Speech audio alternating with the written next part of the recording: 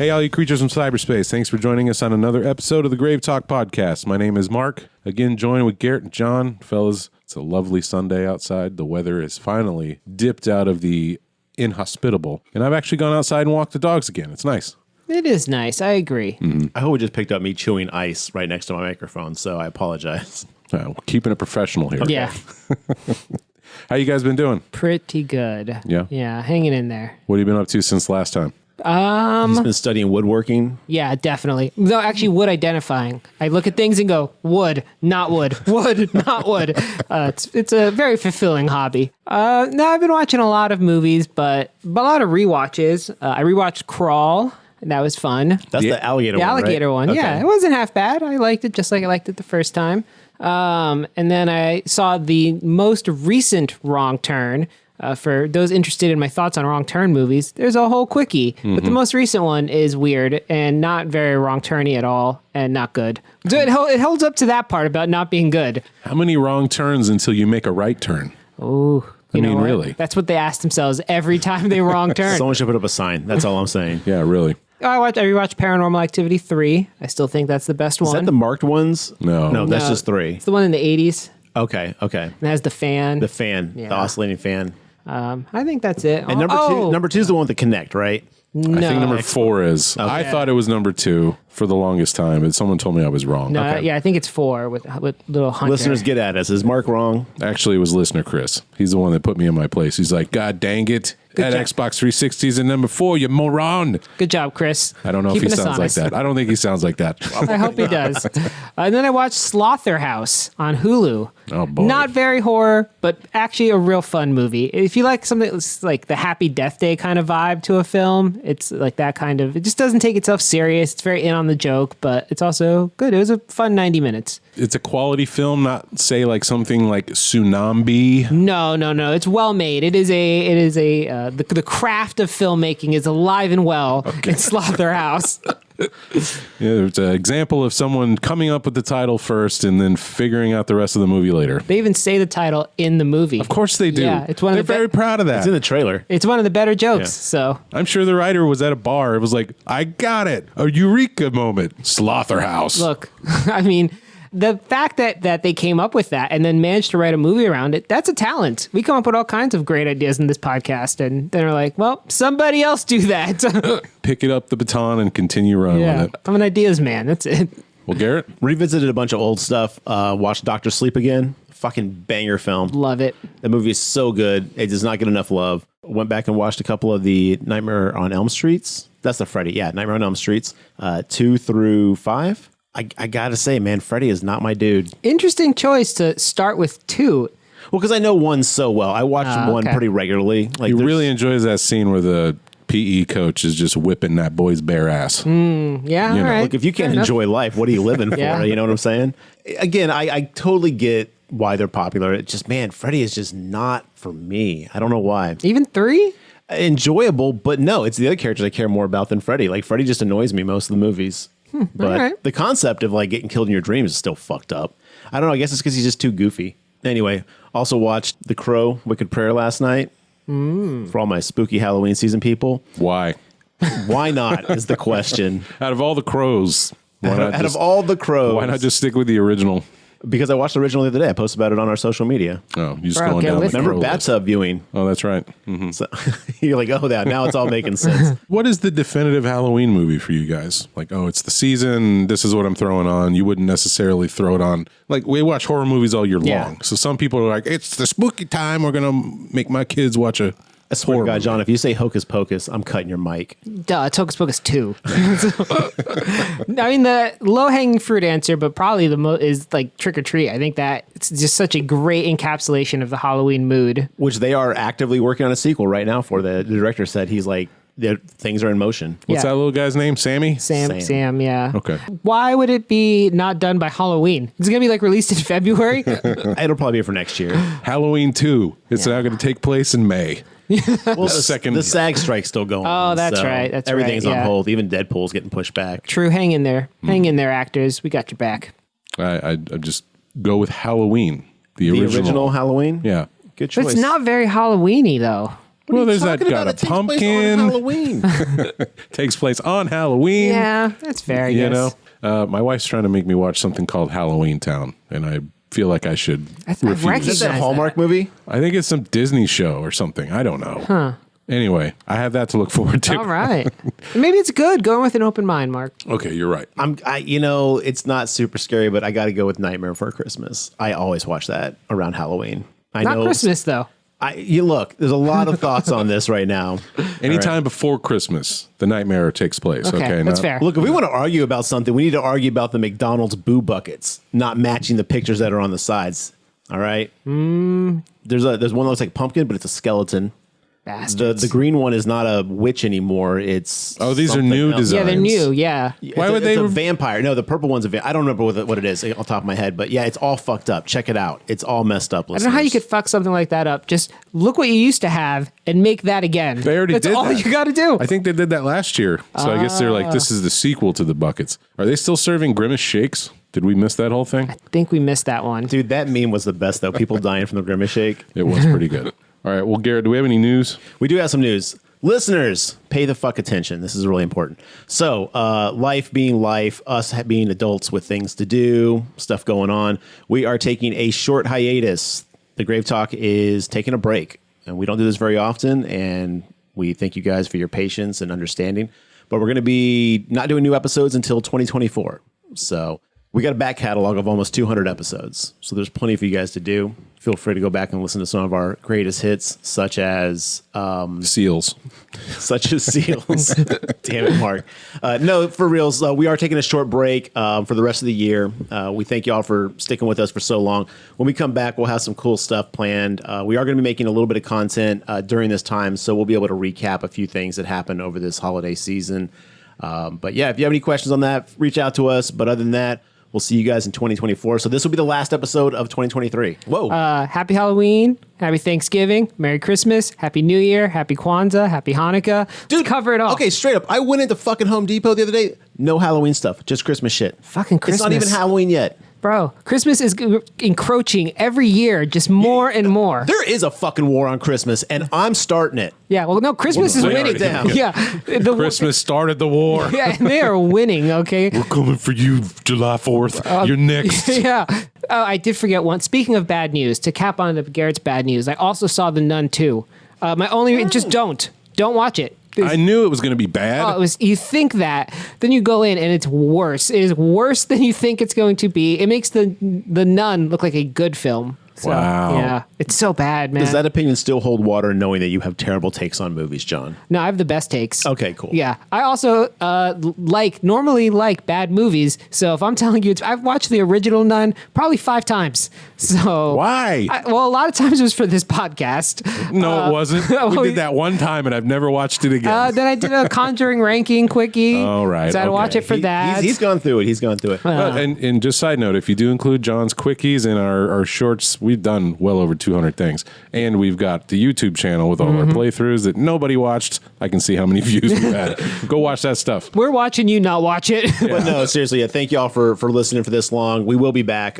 We are just taking a short break. If you have any recommendations, we know stuff's going to be coming out for the next couple months. Feel free to hit us up. Our social medias are still going to be up, our SoundCloud, things like that. The website is going down. So the website's not going to be the base hub for the Grave Talk stuff anymore. So if you do want to find our episodes when we come back, they're going to be all on SoundCloud and iTunes, normal places that you get them. We just won't actually be housing them on our own site. Again, just FYI, that's another small change happening. But Right. If you're listening on Spotify and iTunes, you will continue to listen on Spotify and iTunes. This is only affecting our website itself. So, all right. Well, now that the housekeeping's out of the way, we went and saw Exorcist Believer from 2023. This one was directed by David Gordon Green.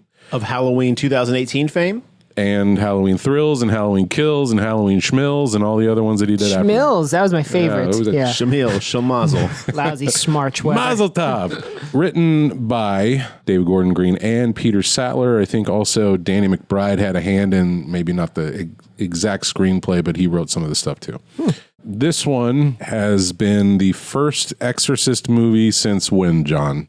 I'm going to rely on you a little bit for this Exorcist knowledge. Oh, off the top of my head, I don't. It'd be early to mid 2000s. I don't remember if Dominion or Exorcist: The Beginning was first or second. Which one Didn't they came come out the first? same year? Yeah, so they came up with two Exorcist prequel movies because of rights issues, and they're both bad. So they took two bites of the apple and fucked it up both times. Okay. But I don't remember the exact year. Maybe it's 2007, 2008. Well over a decade since Exorcist has graced the movie theaters with a new entry. Absolutely. But we did have a television show that you said was pretty good. Aces. First season, tremendously good. Second season, a bit of a step down, but actually still, pretty good. But that first season, awesome. And it's on sale right now on Vudu for $8, so go fucking get it. It's a pretty good deal. Yeah. Now, would you fill us in on what's currently canon? Is anything decanonized? Anything like that? Like, what is the current Exorcist universe? As far as all this stuff, because Yeah. I mean, this new movie, I did not feel like they negated 2 and 3. Well, it does. According to the David Gordon Green, takes place in a separate, like he did with Halloween, like Halloween loves to do. This is a replacement for Exorcist 2 in a new requel, a requel, say. yeah, a new canon timeline, which it would have to be based on some of the things that happened in this movie. So I guess there's two split timelines now. There's the original one, which would be 1, 2, 3, and then whichever one of the prequels you prefer. I don't know if there's a official canon because Dual canon. they're Nice. yeah. So you can just watch both of them and see which one you hate less. Fire the cannons and pick your poison. Okay. Oh, real quick, John. Yes. Are there going to be spoilers in this episode? Oh, hell yeah. How can there not be spoilers? You know us by now. I'm surprised I made it this far. I'm surprised you've talked this long and haven't spoiled the end of this movie I actually almost did spoil it when I was explaining why it had to be a requel, but I was like, I'll save that for a little bit. Okay. Well, here's who's in this one. This one stars Linda Blair's at the top. And it's like, come on, she was in it for 2 seconds. And I spoil things. Come on, IMDb. There's a lot of people in this movie. You really only need to know the dad, the other two parents, and the two kids. Okay. Oh, and the nurse. This one stars Ellen Burstyn reprising her role as Chris McNeil. Olivia O'Neill as Catherine. Jennifer Nettles as Miranda. Who the fuck's Miranda? One of the kids? I guess. Leslie Odom Jr. as Victor Fielding. He's our dad, who the movie's central character. Great actor. Ann Dowd as Anne. Lydia Jewett as Angela. She was one of the possessed girls in this. Norbert Leo Butts as Tony. Norbert Leo Butts? You like that? That's a fucking great name. Oh, I love that Ann Dowd plays a character named Anne. Yeah, real tough work there. Good job. Yeah, Butts, B-U-T-Z, by the way. Nice. Oh, okay. Raphael Sbarge as the pastor. Ben Bladden as cop. Couldn't even give that guy a fucking first name. Wait, who the fuck is Ben Bladden? I thought the cop was a lady. That's a detective. Oh. We're done. We're EJ done. Let's talk Bonilla as Father Maddox. Oh, yeah, he does have a big role. And- Getting punked. Tracy Graves as Sorin Fielding. That's the mother. And Nora Murphy as Hannah. I believe she was the other possessed girl. She was. How did they do these credits? What cop is it? Is ahead of the second possessed girl? Thanks, IMDb. Anyway, currently on Rotten Tomatoes. Wait, hold on. I know how polarizing the initial reactions were this. I'm going to say with critics, 40%. I know, so I can't say. Okay. 22% with the critics. Whoa, holy shit, that's low. It's out of 231 reviews. At the audience score is at a 59%. Okay. So over half liked it. I thought I was in the minority. Turns out I'm not. A little bit of justification for John there. The budget of this one was $30 million. Currently, it's only made $107 million, considering that they paid $400 million for the rights to this franchise. What? Yes. $400 million for the rights? Yes. They are in the red. Stupid. I don't know. Look, I say this as an unabashed Exorcist fan. It's my favorite movie. Love it. But I don't know how someone could see the track record of Exorcist films and be like, yeah, it's worth about $500 million. You got to imagine you can only go up from the bottom, but even then. Yeah, I mean, they're batting 500, right? They made, before this one, there was 5 films, and only just worse than 500 because only 2 of them were any good. Well, this is what I suspect happened. Universal Studios looked at the success with the trilogy of Halloween movies and said, David Gordon Green, we want to do 3 movies with The Exorcist. We're going to pay up front for the $400 million to get this license, and you're going to do your magic. Yeah, that's because studios are stupid. Like, Halloween has a main character. Possession films, by definition. Dr. Loomis, duh. Yeah, you're right. Right, by definition, like, it's just going to, this is so stupid. Bad mistake. Big mistake. You Huge. thought that the Pretty majority of woman, you people guys. didn't like this, and I think the majority of reactions on the internet, at least, have been mostly negative to meh. Yeah. Right. So it's also been reported that David Gordon Green may not necessarily be coming back for the sequel. There's going to be more of these. They paid a lot of money. Oh, yeah. They're not going to let this go away without trying to recoup somehow. But that might have shaken Universal's faith in David Gordon Green finishing this. But again, when this movie's over, I don't know where you start a second and third movie. Right. It's mostly wrapped up. We know that the second one's called Deceiver, right? So, like, they're going to play something on that if they stick with the original story. But I agree. It feels very standalone. But also, if this means that they jettison David Gordon Green, that's fine. Linda Blair is going to come back because she was involved. She knows how to get inside the demon's head. She survived it. She's going to come out of retirement for one last exorcism. Mark my fucking words. That sounds terrible. The second or third one, she'll have to come out to help. Yeah, she's been practicing, like, because, that's the big thing, right? You have your old heroine spend their whole life just training to get back to their villain. We saw it in Texas Chainsaw, in Halloween. So now that's going to show up in Exorcist 2. Because the mom's going to be she's going to, this is going to restore her faith. She's going to basically continue consulting, knowing that she did the right thing because her daughter's alive, yada, yada, yada. The mom's going to get killed in the second one, which will basically motivate Linda Blair to come back and put a final stop to this demon that's caused way too much. Because at one point in the movie, there's like, remember me? Which, is this Pazuzu? They don't say. Confirmed? Movie doesn't bother to tell us. No, they don't say. But it must be actually, it doesn't see. But we are Legion, because remember, they're all one and none. And like the whole concept of stopping the demon doesn't make any sense. You can't kill a demon. That's like, so I don't know what Not according to Billy Zane and Demon Knight. True, okay. But in the faith-based universe that this takes place in, that's not the purpose of this. It's like a Job-like experience for people. You're not meant to win, per se. You just survive. Right. Well, let's pull this back a little bit and just look at the entirety of the exorcism genre. Yes. And compare this to those. On its own, standalone, let's just forget it's in the Exorcist universe for a minute. What do you think of this movie and how does it compare? I think it is good. And I think as a exorcism or possession movie, it is a very good one because most of them are terrible. They're all very, very bad. So this being... You are the country's leading I would think so. Exorcist reviewer, I think. I've probably seen hundreds of these. Most of them are really bad. I've seen The Exorcist about 167 times, and it keeps getting funnier every single time I see it.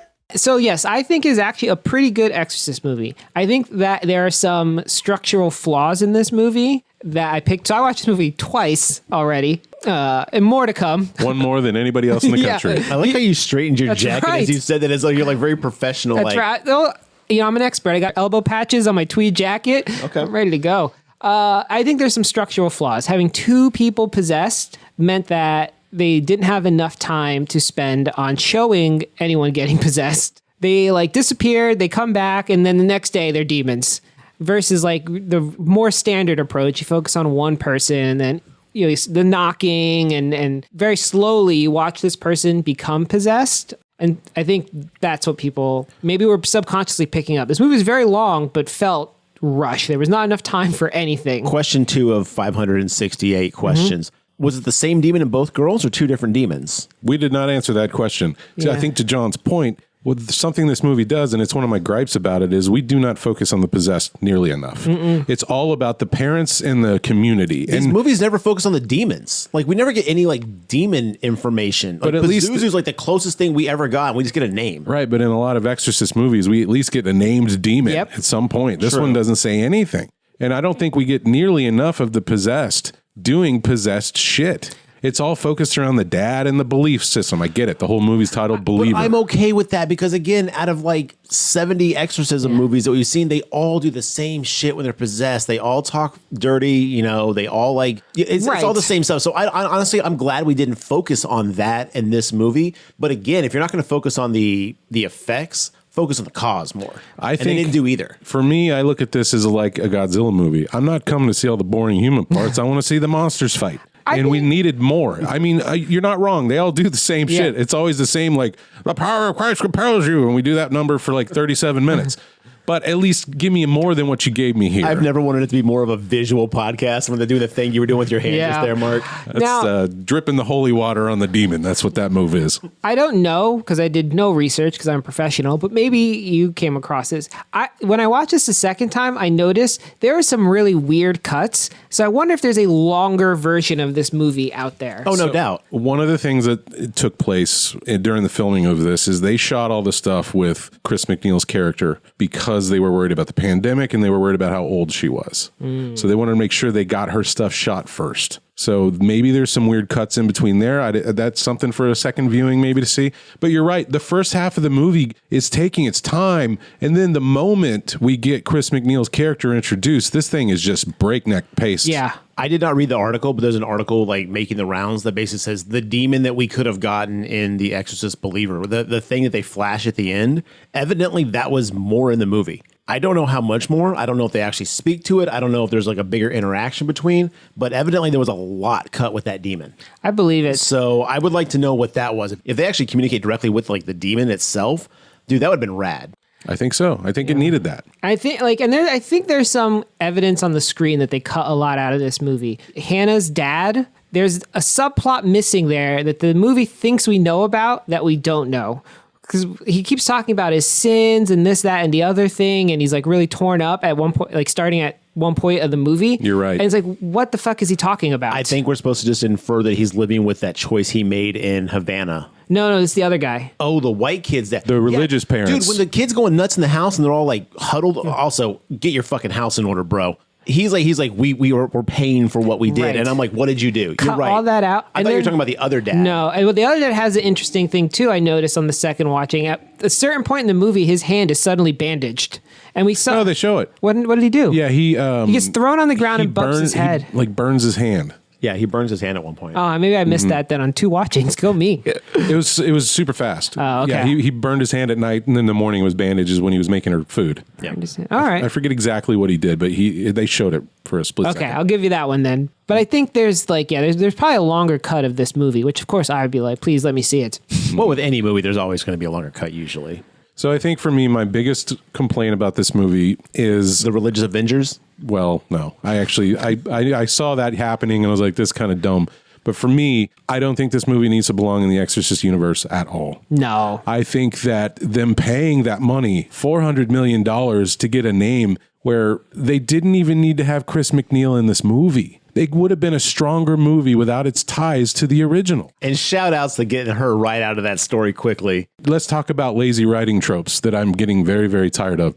I am very tired of Hollywood writers bringing back legacy characters and barely showing them on screen because they already know that the audience knows the character and has a connection to this character. Therefore, we can spend all of our time focusing on new characters. And when it's time to make the audience have an emotional reaction, we will maim or kill the legacy character. They do this all the time now. Bring back the old guy, kill him. Bring back the old guy, make way for the new characters. Because why are you going to see this? Because it's an Exorcist property. You want to see these characters. You want to see this universe again. This is a story that does not need to exist in this. And what do? They maim one of the main characters from the original when she doesn't need to be in this at all. Now I have some thoughts on that. One of the coolest scenes in the whole movie, though. So first, I think that this is a side effect of everything trying to be an IP. I don't know that Exorcist fans were clamoring to get They definitely weren't. any of them back. Like, Well, let's find out for sure. John, were you clamoring for a new Exorcist? well, yes, but I don't need legacy characters to return. Is what I mean. Like, I don't need to see Reagan. Well, of course. And Bring the fucking Pazuzu back. I know I Right. keep harping on Pazuzu. It's the only name we have, so I apologize, listeners. But like, dude, if you want to have this be a legacy thing, have this be a running like this demon's not done fucking with people. Well, that would make sense. But this movie doesn't even go to tell you that, hey, this happens to be Pazuzu. We leave the movie without knowing who the hell was in the body. And then they changed the character to a very annoying amount. So I think this scene, from what I've seen, people are all up in arms about. But I do agree. To me, it's the worst part of the movie. You're talking about the mom character changing? Yeah, the mom. Okay. I can't remember. Chris McNeil. Chris McNeil, yeah. When she's like, oh, why weren't you in the room with the exorcist during the exorcism? And she's like, I don't know, the patriarchy. And it's like, if you remember, you were fucking falling apart, lady. You couldn't be in there because you were a big negative ball of energy that demons would feed off of. So you had to remove yourself. And how do you not remember your own history? But I think that, I don't know, I didn't mind that line. I thought it was legit. Because again, the Catholic Church at that time, Yeah, but that's not what happened in the movie. I know. I'm just saying, I don't think that line was, I know a lot of people single that line out because it's like, it's woke. And it's like, dude, No, I don't care about the woke part. I care about the canon, damn it. I know you don't, but I'm just saying, like, a lot of people, I think, really, like, zeroed in on that line because of that bullshit. But to John's point, it's like either she's too old to remember or it didn't Just happen making that it way. up. Yeah. So. But that's a writing trope, right? Right. It's another writing Also, trope. evidence of why amateurs should not be fucking doing exorcisms is shown later in the film when it all goes tits up. I love that she's like, I'm not an exorcist, but let me go see what's happening with the demon upstairs. Yeah, I'm a 90-year-old woman left alone. I'm like, what is going I think on? we'll get to it. If I'm going to get some headcanon, David boy. Gordon Green, maybe I can help you out here. Viewing this as part one of a trilogy, I wonder if this is part of like her sort of saint or hero's journey. Blinding a martyr is very common. Yep. And she was also very prideful. Pride is a sin. To think that like she could say, I denounce you, and the demon just leaves. She's like, oh, I won, right? Like there's a lot of hubris there. So I wonder if this is part of like a journey of Then where... I wish the movie would have said those things on Right, of screen. course. You Yeah. know, A very patriarchal kind of thing to do. No, I'm just kidding. But that's like how I was in any way trying to read into it, because otherwise it just seems stupid. I just don't care about that character. I've never given a shit Agreed about on that that, character. I barely care about Linda Blair. Like, honestly, fine. You fucked up. It's like when they bring back Sidney Prescott to Scream. I'm like, I don't care about a news reporter. Fuck her. Oh, like, we're no, done. that's Gail. Gail Weathers. Gail Weathers. There we go. My bad. That's how much he doesn't care.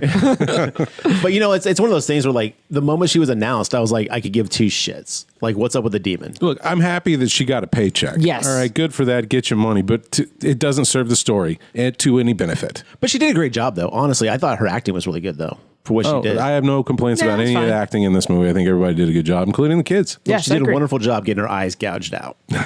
That's her real Neo moment. That was actually one of my big complaints, is when she went upstairs in the house that was being controlled by, like, Hannah. Like, it's just being like, Hannah's terrorizing this entire family, and she just wants, like, I got this. And I was like, no, you don't. Like, Yeah, it was pride. Pride cometh before the fall. She shouldn't That's have a went. proverb. She shouldn't have left her house. Like, bro, I'm 90 years old. I'm not gonna do shit. Yeah, I don't know what. So damn, Mark. Hot take. I don't. Old people stay home. Yeah, Dude, really? It's a dangerous world out there. You might break a hip. I don't know what anyone thought she was going to add. Okay, you went through this experience once. You can just tell me all the information. Like, Did they try to get Linda Blair and she said no? Is that why they went this route, or is She's in the movie. Yeah. I know, but do you think they like offered her a bigger role? And no, she they're was like, saving no, her no, for no. part two when they need to blind somebody else. So what happened was they did approach Linda Blair and asked if she wanted to be in this. She said she didn't really want to be in it, but she was actually on set as a consultant because she had experience with having to act as a child, being Oh, possessed. there were the girls? All right, that's Yeah, good. she was kind of there to consult about how to keep these kids safe, That's even while they're awesome. being I like that, yeah. possessed. So Yeah. pretty cool. Okay. Yeah. But yeah, spoilers. Linda Blair does show up at the very end of the movie to shake her mom's hand and goes, "I'm home." Credits. The guy next to me in the theater was like, bullshit. Like, he just said it out loud. Yeah. He was so upset at that part. I wasn't happy about it either. It It seemed didn't bother me, weak. but I was like, this is dumb. So how does this one kick off? Kicks off in Haiti. We get a scene of two dogs fighting. There's your first of what is seemingly a lot of throwbacks to the original Exorcist. And we meet Victor, and he's taking photos, and he's obviously kind of like a tourist with his wife, who is very, very pregnant. And they're just sort of around the shop, and his wife gets taken off to go get a blessing. She meets a kid, and he's like, "Do you want a blessing for your baby?" And they do this very nice blessing on the baby. Wikipedia would have me believe that was voodoo, Okay. but I don't know. Yeah. That's fine. I thought they were possessing her baby at that time. I was like, right out the gate, I was like, ooh, they're just going to fucking like jinx this baby. It's going to be possessed inside of her, which I thought would be an interesting take. A demon baby. Possess an unborn baby, you know? Then jumps out like that little Freddy Krueger baby. God, I hope not. So we just watch this couple for a while, and eventually they get back to their hotel, and a gigantic fucking earthquake starts. Well, Victor's not there. Victor's out taking pictures, but Right. the wife is back in the hotel room, and a huge earthquake hits Haiti. And this poor hotel just sort of crumbles, and we see Victor running, obviously, to go get his wife, who is in a stairwell, and a piece of debris kind of fell on her. Debris for those classy people out That's there. true, yeah. I was debating which way. You know what? Feel free to use it. Okay, debris. So some debris fell on her, and And the movie decides to bring back our old standby, the Sophie's Choice. so The actual Sophie's Choice. Yeah, for real this time. yeah. The one time we use this correctly. So the doctor is like, hey, you have to pick. Anything we do to save your wife will probably kill your baby. Anything we do to save your baby will kill your wife. And we don't see his choice, but then we cut to present day where he has a grown daughter. Well, grown, a 13, teenage daughter. 14, yeah. Yeah. I'll say that part of the movie was so good. I was like, wow, this is going to be a really good movie. I thought the tension building was great. You got to breathe with these characters and get to know them. And I thought there was a lot of great on-screen chemistry. With only 7 minutes of this Yeah. movie, I cared about these two characters. I was genuinely invested at this point. I genuinely didn't have any issues with the movie until the back half. Like Yes. the front half, I'm like, okay, you're setting this up very well. I would This agree. is some good storytelling. Well, real quick question then, just to completely break the whole flow of everything, because that's what I do here. What was the one point in the movie that you basically were like, that's it for me? It was the second Chris McNeil came on screen. Okay. The mother. John? Yeah, I think like when it transitioned there pretty much, or when they were doing the exorcism at home. The CG effects on the exorcism, that's where I basically like checked out. Yeah, people, I know like that's been a complaint. I did not, I guess I wear glasses, so maybe that's the problem. I was like, I don't know. Looks like a fine to me. Again, I don't have a problem with the effects. It just felt so out of place in such a reality-based movie. Well, I agree with to that. suddenly have like a swirling vortex on the ceiling. And I was like, wait a minute, this seems out of place. That is one It of looked awesome though. Agreed. That is one of my main complaints with this movie. Like if you go back to the original Exorcist, the things that she does until the very, very end are very low key. A drawer opens, there's rattling, things, they write help me. But here the demons are like fucking super powered. And I get they had to do it because people would probably be really bored if that was how it is now. The power level of demons have crept up so high in media that they have to match it, but it felt so out of place. I think that so me and you both have read The Exorcist. I read Legion. Jesus, I've I get seen it. I'm these illiterate. movies. You guys stop. The Exorcist book is all about the communicating between the demon and Father Karras and his doubt and stuff like that. It doesn't need the special effects if you do it right. Right. So when this movie was setting itself up at the beginning, I was like, oh, we're going to get a real heady, like, Exorcist movie. Because like we said, they really focus in on this idea of belief. I mean, it's literally titled Believer. And they just kind of drop it. And I think that the message that they want you to learn from this is just kind of weak. Which one and how far do they cram it down your throat? Because this movie was really blatant about like, okay, here's a monologue and here's the message. Oh God! At the end, yeah, that when the frickin' Nurse. the nun, the previous nun nurse lady starts talking, I'm like, oh, this is What bad. does evil mean to you? And I was like, you tell us, movie. I know, and the detective opposite the detective, I'd have been like, "Ma'am, this is a police station. Shut your mouth and answer the questions." You're at a Wendy's? The question was right before is your counsel will be here, which basically led me to believe that like, oh, there's going to be repercussions for y'all having people die in your house together. And then she's like, what is evil to you? Yeah. Let me tell you what I think. And I was like, this is not the time or the place, ma'am. Somebody murdered that priest, right? But I think it's because. Ma'am, this is a Wendy's. Like, it's one of those moments. And what I like about good possession movies versus the more spectacle-y ones like this one, which I still like, but is the idea of possession, like biblically, if that's what they're going to base it on, is to get the non-possessed people to question their faith in God, right? To get you away from the light. Like, at least that's what I've always understood it to be, right? You see, I like that concept. why is this happening to me? Like that's why they always try to go after like really, well, I don't believe in possession in real life. Be clear on that. I'm all speaking in fiction up to and including the good book. Whoa! Wow, the hottest of This is chicks. why we're taking a break to declare war on the Catholic Church, evidently. But the point is, it's like thinking about, okay, this very great person, this person who doesn't have any obvious sins. They're not possessing murderers or whatever. They're possessing children and things like that to get you to question, like, why would a good God let such an evil thing happen to a person? And that's why they say don't talk to don't talk to the demon, don't engage with it, don't ask it for anything, because it's just trying to get you to shake your faith. I did like the whole, in this movie, they did a much more blatant job of being like, all you gotta do is ask me for this. Like it was asking people if it wanted things, and they seemed very mundane, but you could tell by the way it was being asked that like, oh, this is the way he gets his claws in. Like this is how he hooks you. The deceiver. And Chris O'Toole, no, McNeil was like, Chris O'Toole, what the fuck? Think of Peter, maybe? So she's like, I'm not going to answer any. I was like, oh, that was pretty cool. Like, I appreciate they actually acknowledged that kind of thing in this one. Yeah. But I think that is like where I thought this was going to go with Exorcist Believer. I was like, oh, they're really going to push on that, like you said, Mark, but no, they totally gave up on that and went spectacle instead. Yeah, unfortunately. Well, I don't know. I thought they kept a lot of that towards the end when everyone had to kind of respect everyone's belief system to kind of make it work. Like Teamwork that. makes the dream work, if you will. But I think like That in itself is flawed. But that definitely was flawed because for me. I was like, one can't thing acknowledge. one thing you learn in going to church is like there's only one religion. Right. So you aren't going to have the Catholics hanging out with the voodoo priests or whatever going on. You're mix and matching your faith in there. And if this demon is an actual honest to God Christian based demon, then none of that stuff's going to work. Wasn't the whole point of the original Exorcist to be like, you have to be 100% in your faith or it is going to fuck you up. right, that was Father Karras's whole journey. He had doubt. The demon got in him and threw him off the fucking stairwell. The demon's like, Karras. I love that. Yeah, too bad y'all couldn't see my hand. Yeah, this is a very visual podcast medium. We get a monologue where basically one of the characters is all like, I know we're all of different religions, but if we all believe strong enough together, it's technically the same thing. And I was like, I'm going to go ahead and dispute that there. If you truly believe as a Baptist or Catholic or whatnot, then one of your core beliefs is that all those other ones are wrong. Yeah. So we'll get to that scene later. So Yeah. anyway. So it's just you're getting ready to go to school scene, and you see the interaction between the father and the daughter Angela, and It's a little strange. She definitely is still looking through the house secretly at her mother's memorabilia because she misses her mom. But we do find there's a point to that. yeah, Yes, there is. and we meet the neighbor.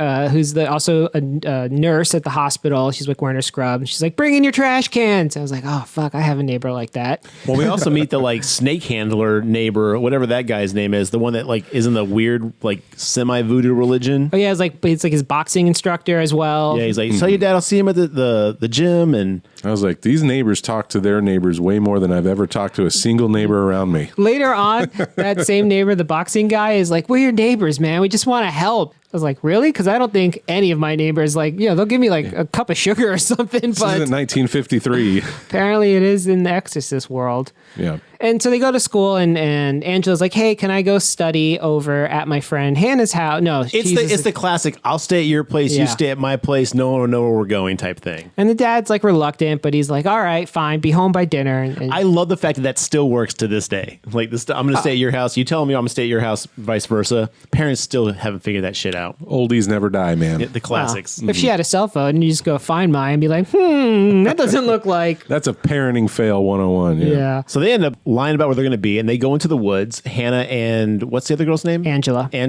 To basically do like a little seance type thing to try to contact Angela's mom, just to say hey and see how she is, because she misses her mom. She never got to meet her. So Hannah comes from a Christian Yeah, some sort religion. of Protestant. Yeah. I want to say like they seem very like kind of They're- like the snake handler type people. I don't know what that's called. No, that was but- the one guy. Now, look, Wait, hold on. is this different? I grew up in a Pentecostal church. I think which that's- could be considered the snake handler. Okay. Like maybe a dial. I think that's what the Above. boxer was like. That was Right? his brand of Yeah, Christianity. that's what I was thinking. That's what I'm Yeah. thinking. There ain't no kid being raised in a Christian community that would ever say, yes, let's talk to the dead. They won't even let you don't touch. know. I know.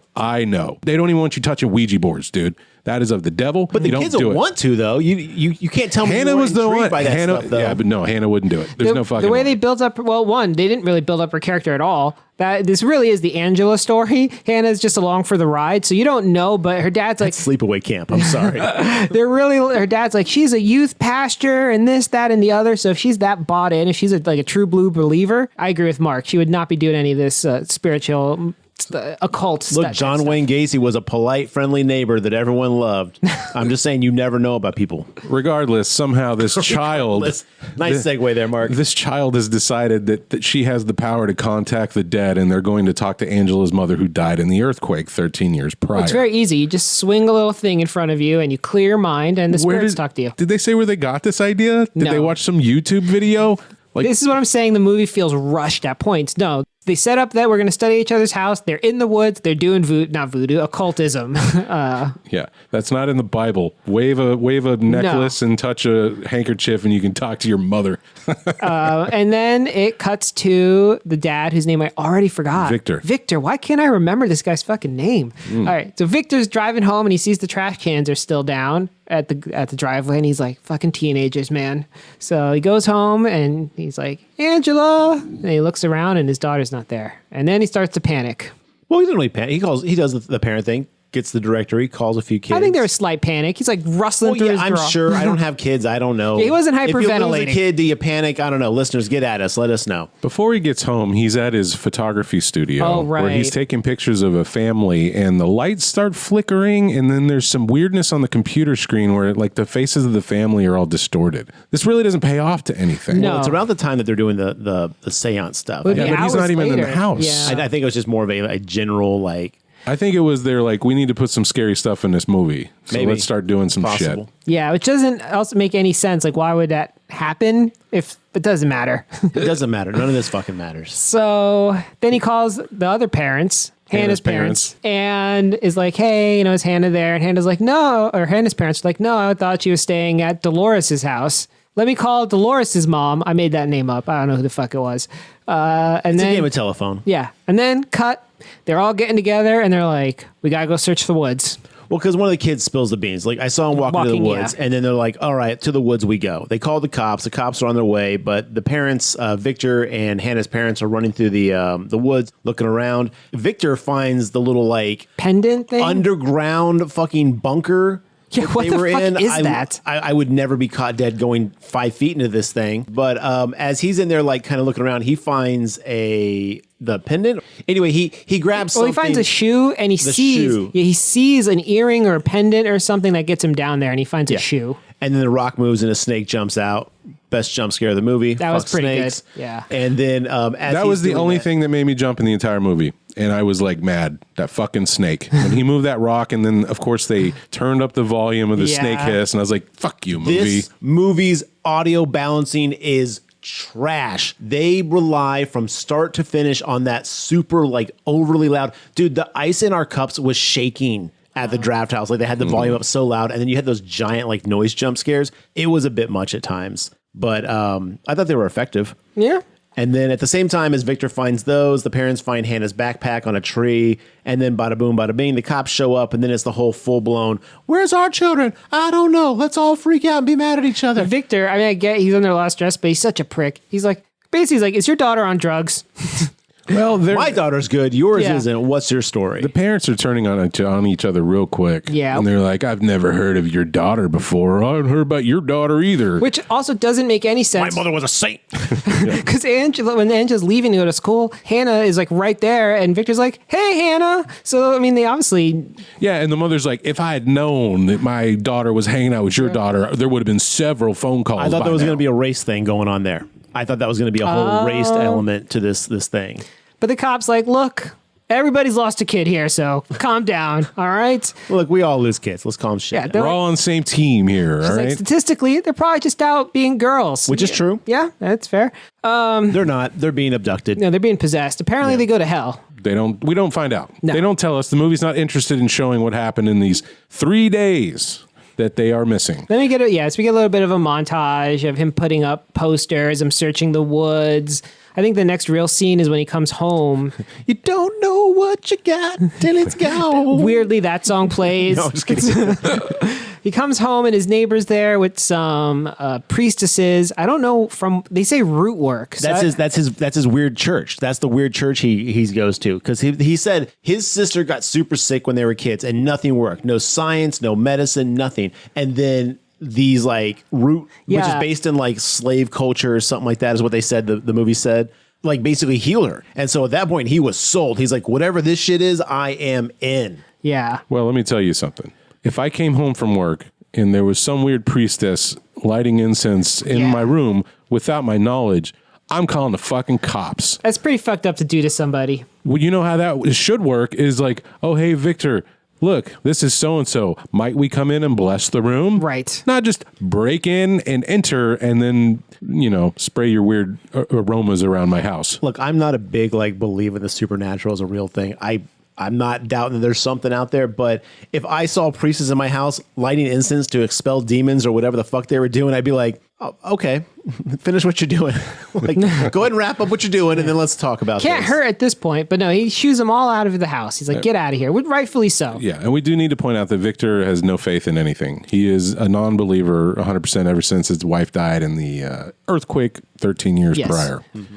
I think he was a little questionable back then, but now he's definitely a not believer. Well, Opposite of the he said title. he did at one point, and he went through a whole thing, and it killed his faith. Yeah, he goes on the monologue, right? He's like, I believed in God, and I had to watch my wife die while my baby was born. And I think next, right, it cuts to him driving to the hospital. We don't know where he's driving. He's just swerving. Well, oh, no, it's the horse. It's pouring rain. Yeah. And we cut to a farm, and the dad's on the tractor. He's like, go back to the barn and make sure the goats are happy or No, something. there's a horse is sick. Like Okay. sick in the Right. field, and it's like got black stuff on its feet. And I was like, are they going to tell us what happened to that fucking horse? They don't. So I hope the horse is Casualty in fine. possession. I was hoping the demon-possessed girls were going to slit open the belly and come out. Like they were like Luke and Hobbs. That would be Yes. so fucking visually creepy. Exactly like Empire, only Yeah. reverse. I thought they smelled bad on the outside.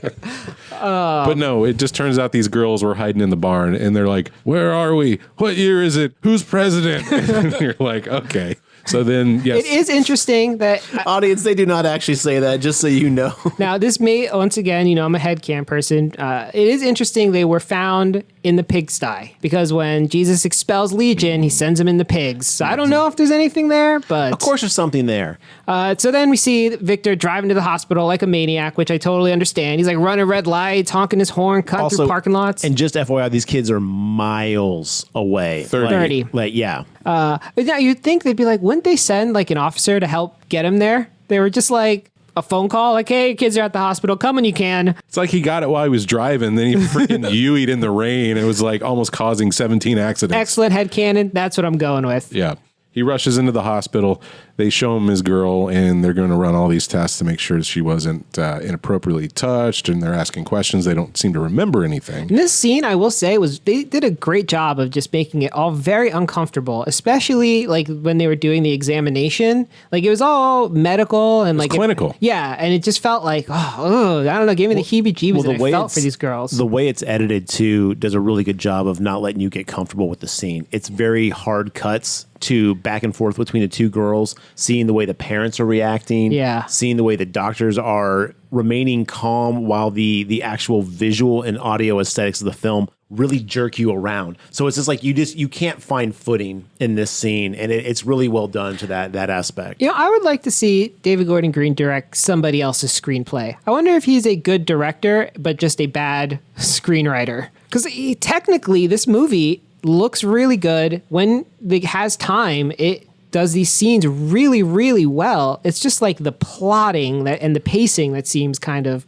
Yeah, there's only like two plot devices I really don't like in this movie. Other than that, I think it's an enjoyable film. I don't know if I'd recommend it as like, go see this Exorcist movie. There's better exorcism films, but like, it's a really well-made movie. Yeah, David, find someone's script that you like and try your hand at it. Well, he's working on a Garbage Pail Kids animated show. My God. So we'll see if that pans out. Anyway. Girls are barely lucid. Like, they're like, I don't know where we were. We were only gone for so long. And they're like, the detective's like, hey, tell your dad, how long do you think it's been? And he's like, a couple of hours. And he's like, baby, you've been gone for 3 days. Yeah. And they're physically fine from what the doctors can tell, except their feet. Their feet are fucked. They're burned, and which I thought was because I've never seen this in exorcism films before. Because the mom's like, Jesus walked through hell when he was gone for 3 days. The movie does a really good job of incorporating some of this, like, biblical storytelling into the script itself. And so they let the girls go home. What are you gonna do? Keep them against their will? Well, you'd think that at least keep them overnight for observation. Maybe, yeah. Maybe. Yeah. Okay. Fair point. Yeah, I don't know, but I feel like they wouldn't let you go home.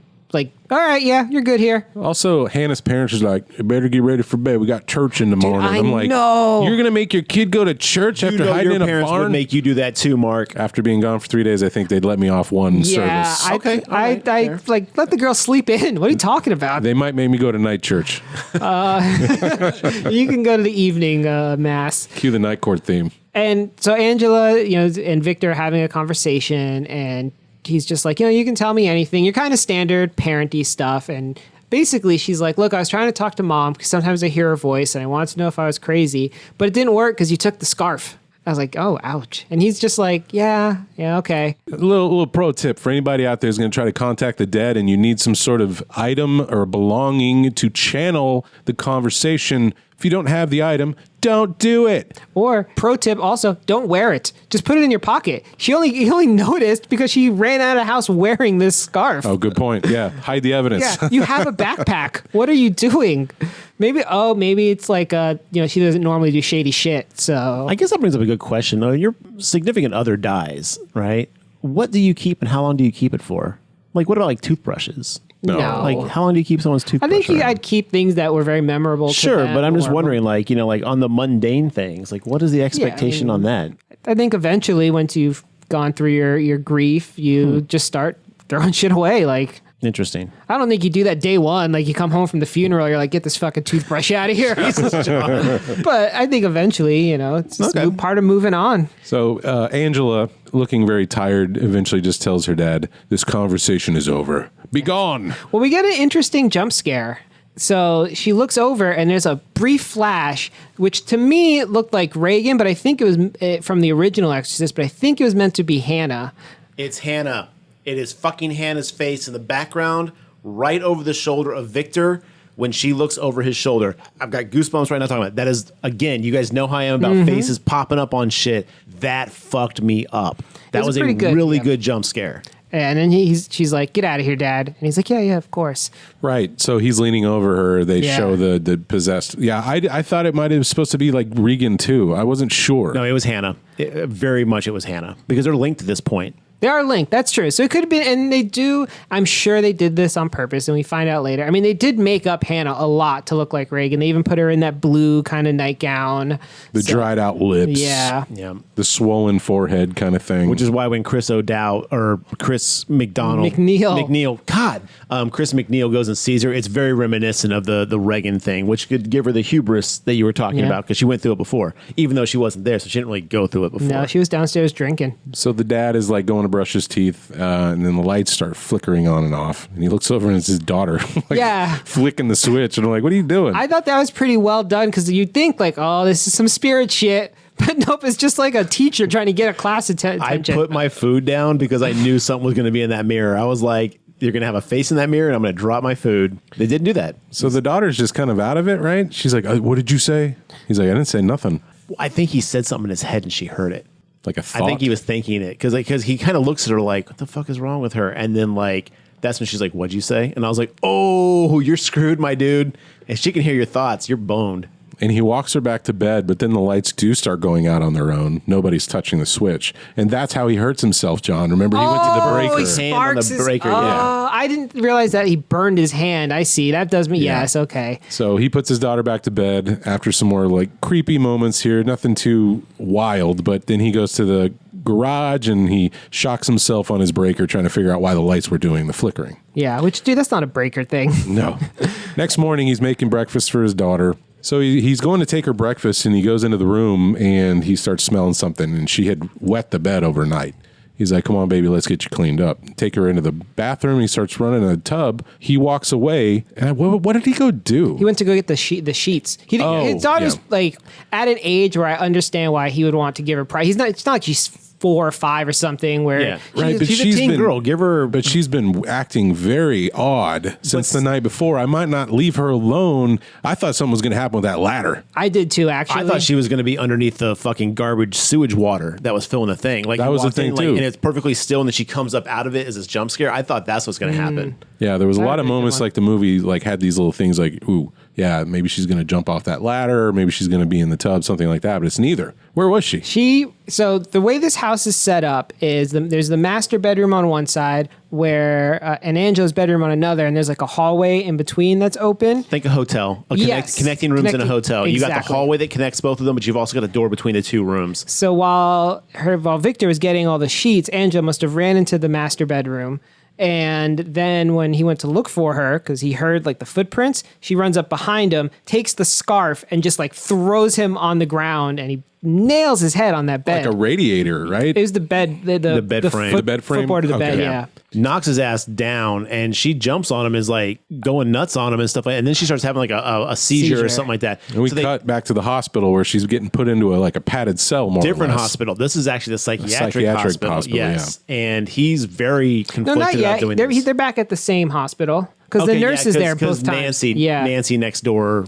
Later, she goes to the psychiatric It's a hospital. different wing. Yeah. Could be the same hospital. Regardless, she has a fucking complete break, and then they're back in there. That's when the nurse, his next door neighbor, the Karen, sees this, and she's like, "Holy shit!" And then as she's inspecting Angela, Angela says something about her aborted kid. Yeah. He's like, sister something something, says her nun name that she never used. I just remember mentions the her- last one, Xavier, because I was like, oh, like Charles Xavier, but I can't remember what her, maybe it was probably Mary or something. Yeah, but so anyway, like possessed Angela talks about this lady's failed nun attempt and how like the name and then the fact that she like had to like abort her kid, which she hadn't told anybody. So at this point, she's like, oh, fuck this noise. So she goes over because he has to leave the girl at the hospital, and they go back to the house, and then Nancy comes over and was like, okay, look, straight up, I want you to like read this book because she said something she should never know, and this was between me and God. All right, listeners, as usual, we were fucking it up. It is not Catherine or Nancy. It is Anne. So anywhere you heard Nancy or Catherine, mentally, just put an Anne instead. It's the nurse nun, okay? Which for all you with weird kinks out there, just unlocked that one for you. You're welcome. So anyway, she comes over with a book, and it's actually Chris McDonald's book. Chris McNeil's book. God, I'm so pissed at myself. And she's like, you should read this. And he's like, I don't believe in religion. I don't believe in this bullshit, blah, blah, blah, blah, blah. And she's like, yo, your daughter said something that no one should know. Give me 2 minutes to explain myself. She gives her whole little backstory and explains it and stuff like that.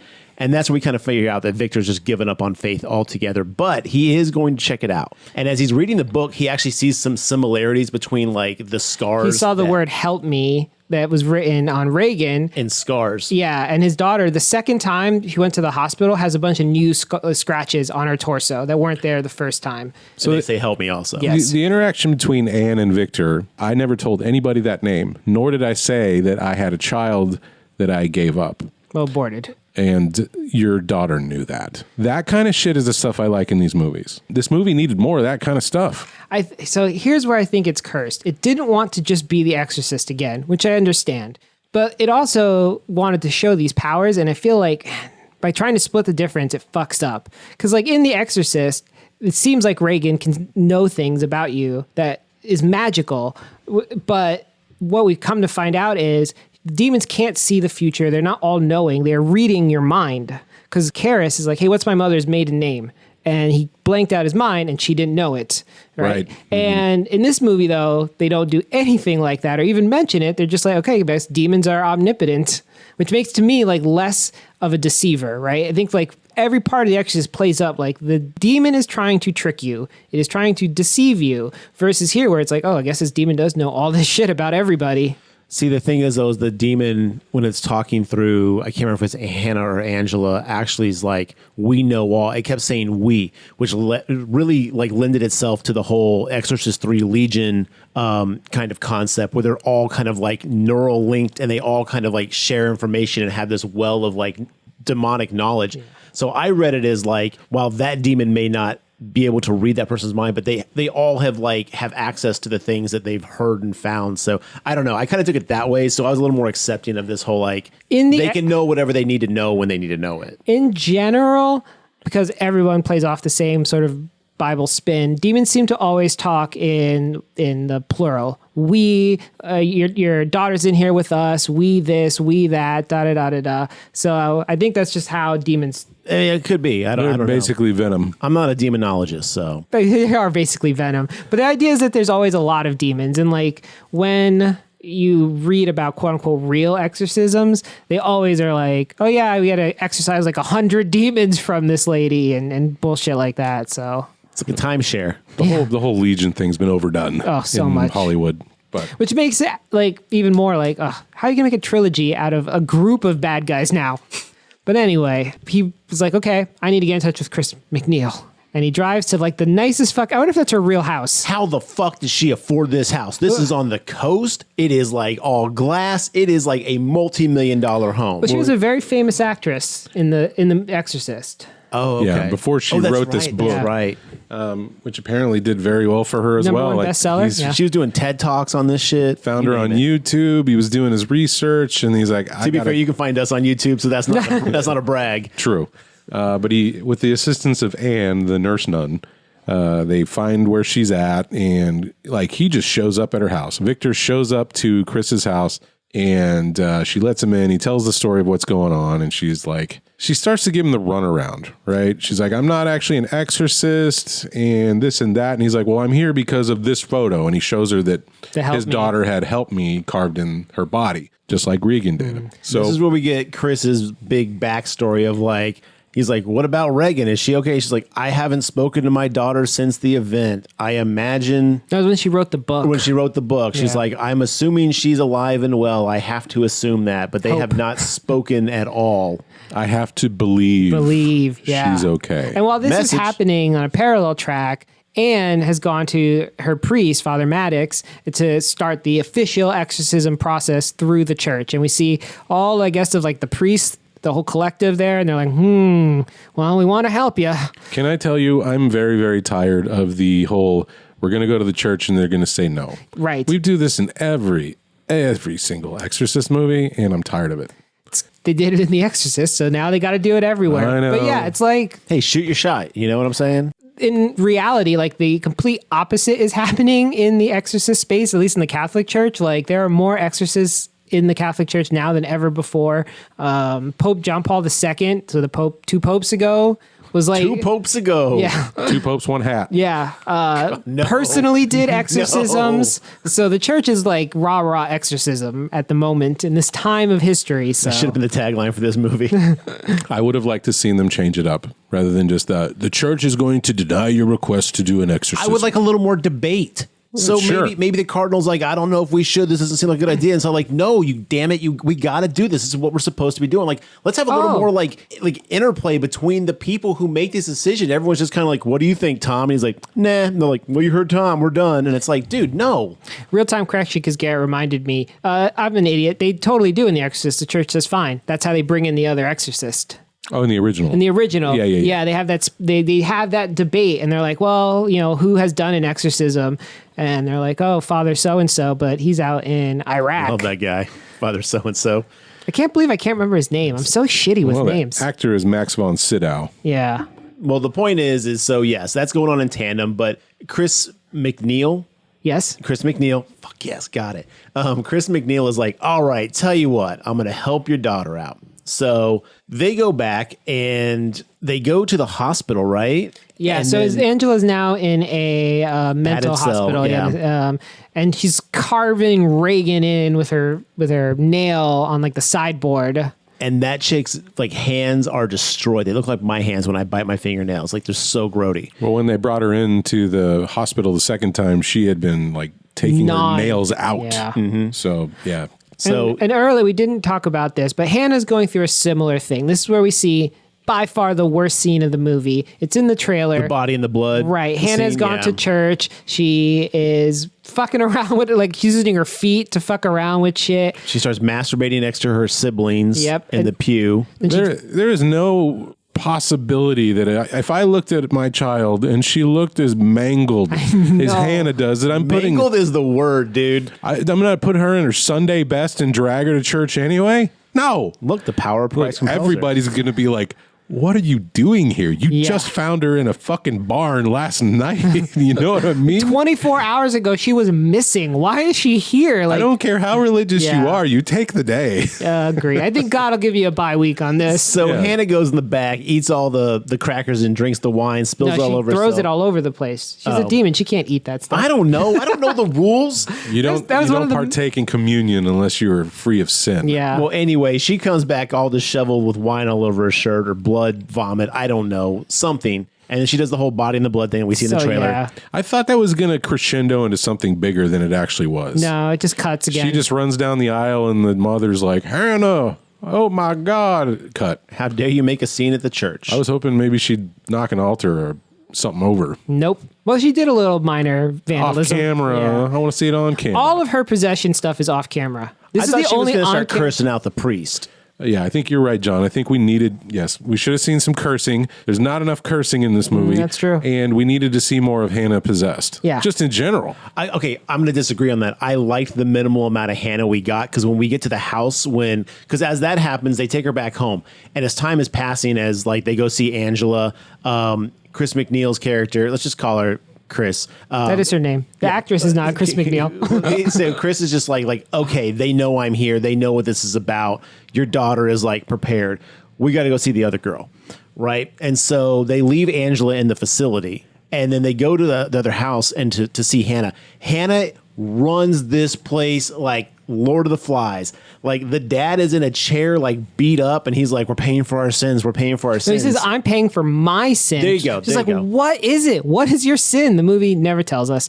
Maybe it's best we don't know. The mom and the kids are praying in a circle in the kitchen. Leave the house. Yeah. But whatever. They're in the kitchen. Maybe this is why I wish we had more information, though. Maybe they were told they couldn't leave the house, right? Maybe Hannah told them, like, if you Right. leave, I'll fucking kill you or something like that. Yeah. Like the movie, it was too much to jump, like seemingly 30 minutes after all of this chaos occurred. Well, rather have interaction with the family members, which we would want. We have to have her interact with this legacy character. Yeah. The one that feels shoehorned in the whole movie to begin with. That's true. Yeah. What the fuck is she even do? All she did was go to asylum, go, yep, she's possessed, and leave. I think it would be better if Chris had basically like told the parents, like, I need you to ask her this. Like, she has a connection with you. But she walks in like the cock of the walk, like, don't worry about this. I got this. She goes upstairs to where Hannah evidently was at one point strapped to the bed, but she's not anymore because she just runs the house. She's just running around doing whatever the fuck she wants, eating ice cream for breakfast. Also, shout out to this movie for ice cream for breakfast. It's true. Victor is the best dad in the world. My man gets it. Rocky Road, which is also one of my favorites. Thanks, Weird Al. Dude, hell yeah. But yeah, so Chris goes upstairs and she's like, I know what you're here for. And he's like, do you remember me? I remember you. And I'm like, oh, it's Pazuzu. We're good. We got a connection here. Nope, it does not appear to be that way. Then they start talking shit about Reagan. They go back and forth. And then She starts trying to do the Exorcist there. So shittily, too. After, like, I am not an exorcist, I'm not a doctor. You know, like, what are you doing? Here's her thing. In the name of all holy beings everywhere, and in the name of my daughter Reagan, I renounce you. Like, is your What- daughter all of a sudden a Yeah, saint? what the fuck is that supposed to do? yeah, do you become like sainted if you survive an exorcism? Absolutely You not. survive. You Here's got to work a miracle to become a saint, right? Correct. two, and Okay. I think you have to do one after you die too. Wow, that's a big ask. Again, like, this is all pointless, and at some point, Hannah gets a hold of a metal cross. Well, yeah, crucifix Hannah falls off the wall. pretends that the demons left, right? So after Reagan does the worst fucking Not exorcism, Reagan, Chris. or sorry, after Chris does the worst fucking exorcism I've ever seen, Hannah like jumps into a corner and is like, "Mom, am I okay?" And Chris is like, "Fucking nailed it, 1 and 1." First try, 100% success rate. This is not- Let's go. This is not hard at all. 90-year-old mother found a new profession. So she goes and like, "Okay, let me get you to bed. I'm fucking the best at this." Hannah grabs a metal crucifix and just starts gouging Chris's eyes out. And you see it. It's pretty fucking brutal. Yeah, and that's another thing. She's like, stab, stab, stab, stab, stab. It's like Chucky going nuts on her face. I don't like about this movie. I guess they had to do it, but demons can grab crosses. They can go into church. They seem to not care about holy water. Like, very unusual, and I don't know why they went this route. I guess only sage is the only thing that bothered it a little bit, I guess. Yeah, the concoction at the end. Yeah. Yeah, they don't seem to care about anything else. But again, Oh, yeah, she's it's- reading the Bible when she walks in. When Chris walks in, Hannah's reading the Bible. She's like, this is weird. Just, it seems like for someone who had wrote a book on exorcisms would know not to fuck around unless you were 100% in your faith, because that's the only time that these words mean anything. Well, not only that, I love the fact that like they're tricksters. You can't trust them. And it's like, I'm free. Okay, you're good. And it's like, no. Perhaps a trap. And as an exorcism expert, I feel like I thought her job would be to tell the rules, right? Don't talk to the demon. Don't believe the demon. Don't do this. Don't do all the rules that we know about that we learned through all these possession She's movies. Zelda Rubinstein from Poltergeist. Right, but she doesn't share any of her knowledge and doesn't even follow it herself. So maybe she should have spent less time reading about like Egyptian exorcisms Right. and more time learning the basics. Meanwhile, Victor's dicking around in the kitchen with family members, and you think he would have heard the mother start to do the "Power of Christ compels you" speech. It's a big house. But he he manages to run in right at the end after the eyes were gouged out and they rush her to the hospital. He's like, what did you do? I was so pissed that she didn't die. Not that I wanted to see her get killed, but like I would have loved that this like been like a legit casualty of like the demonic possession. Yeah, but I'm sure John's right. There's some martyrdom to this that they're trying to mirror. So she's in the hospital. She gets bandaged up, and this is where she stays for the rest of the movie. I'm making a prediction. Next movie, she's gonna go, I was blind, but now I see. It's a Bible quote. I bet it's coming up. Find the trash can. Find the trash can and put yourself in it. I hate that you said that. It's coming up. You know it. I know it. David Gordon, he wrote, that's how he started the sequel. He's like, we're gonna start this line somewhere. Get this. She's actually blind now. Oh. What? All right, so Garrett, I think this is the part of the film which you so lovingly called the Avenger Initiative, where Victor's going to start putting together a team. Also reminded me of that episode of South Park where Jesus has his super friends. And they fly around with, like, I don't remember that. It's like, what, Gandhi and the Hindu god and all of them. You can't even watch it anymore because it has Muhammad. Do you remember when that was a big thing in Comedy Central? Yeah. So it's definitely. I got the DVDs. Is it an early season? Yeah, it's on the, I think, on the original DVD release, but it's totally been scrubbed from the internet, and they like only aired it one time and never. Same as that Aqua Teen Hunger Force episode where Shake becomes black. Oh man, that's gone too. Aqua Teen Hunger Force. So Victor, he goes to his weird neighbor. He's like, hey, what's the name of that priestess that you just let break and enter my home and start waving around her sage? Let's get her on the horn. And he goes and meets her at some random grave where she's just blessing things, and she kind of gives her backstory. She's making a root concoction. Yeah. And she says if you take something, because it was like roots of a tree that were growing in a graveyard, she's like, if you take something, you have to put something back. I thought that would play a role, but no, it doesn't really. She's just an herbalist, right? She's just making root work. So like, I don't want to dismiss it and be like, oh, it's voodoo, because it might be something different, but they never give a name. It is different. Yeah. They actually do give a name. I don't remember what it's called, but she says that it's based off of African religious like things they did, and the slaves brought it over, and then they used what they could find on the plantations, and they used the roots and the vegetation they could find from the ground they worked and stuff, and they used that because they believed so heavily in it. So it's kind of like that. It's definitely not voodoo, but it's some kind of like very interesting traditional herbalist type thing that they brought over from Africa. One of the weaknesses of not having this on streaming, we can't go back and review stuff. Yeah, it's like just going from the memory of the movie, but. So she's on board to come help. The pastor from... The pasture? Pastor. Louis Pasteur comes. The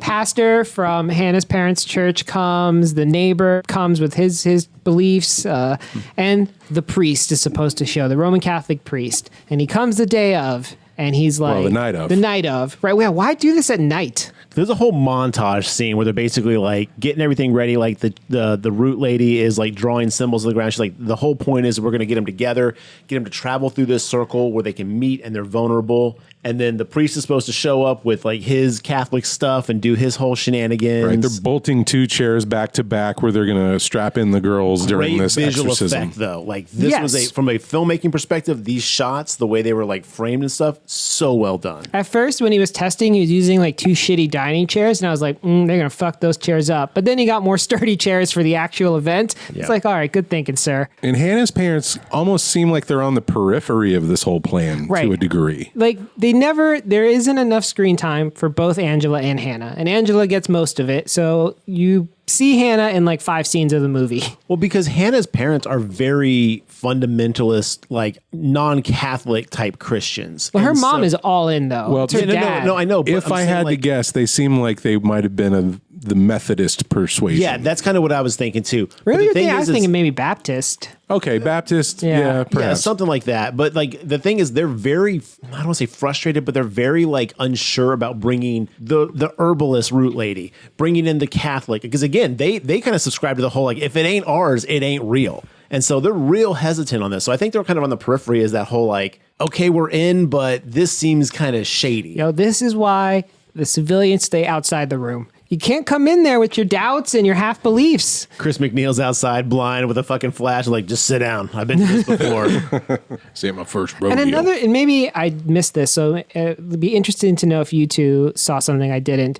When they're setting it up, they flash to a needle with some medicine. And what comes of that? Nothing. Okay, thank you. No, they actually use it. When? Because Anne comes in and is like, hey, they're coming too. So when they bring them to the place, they sedated them to get them in the chairs tied up and everything like that. And then they started coming to. Well, I think what waking up John from means is like they focus in on that, like it's going to play some role of like Chekhov's needle. they're going to stab it in somebody's It's really just to eye. sedate them so they can get them in position. Right. That's all it is. So then don't show me something they just used. You normally in movies when you do that, you show me something they're going to. Well, they did. use. They showed it before. They showed it during the montage of the setup, and then. But again, it was so So quick. It was right there. It feeds me superfluous to the rest of the plot. It's like nice fucking word, Yeah, dude. it the took me a movie, like second. the audio comes down, everything's out of focus except for this needle. I see what you're saying, but yes, that's what that needle was for. That's how movies focus on the murder weapon Yeah. or something, right? I'd like the Lost Boys-esque bathtub that the root lady was making all the concoction in. I was like, that's kind of cool. I was like, oh, what a pain in the ass that's going to be to clean up. They need to do an Omen Exorcist crossover where Damien gets possessed. Well, Damien is the actual devil, though, so he would be Could the doing devil get possession. possessed by other demons? No, he's like the king of hell. Okay, never mind. These are questions that we out. are not qualified to answer. We're not qualified to ask them either. Okay, let's just be honest. So the exorcism So it begins. Well, oh hold wait, on. First the off, priest Oh, shows whoa, up. whoa, right, whoa. Mark's right. This is important. Nurse Nun Nan is outside. Nurse Nun Nan. Anna. Nurse Nun Ann. Ann. Say that 3 times fast. She's outside and she sees the Catholic priest who is going to Father Maddox. officiate this whole thing, Yeah. give it a little bit of credibility and not just some makeshift plan. Which is really what this is. That's what it feels like too. He's like, it turns out they don't want me to do this. And also, a lot of times people die on both sides of this. Do you So think- I'm not going to do it. Hold on. Hey, some headcanon time.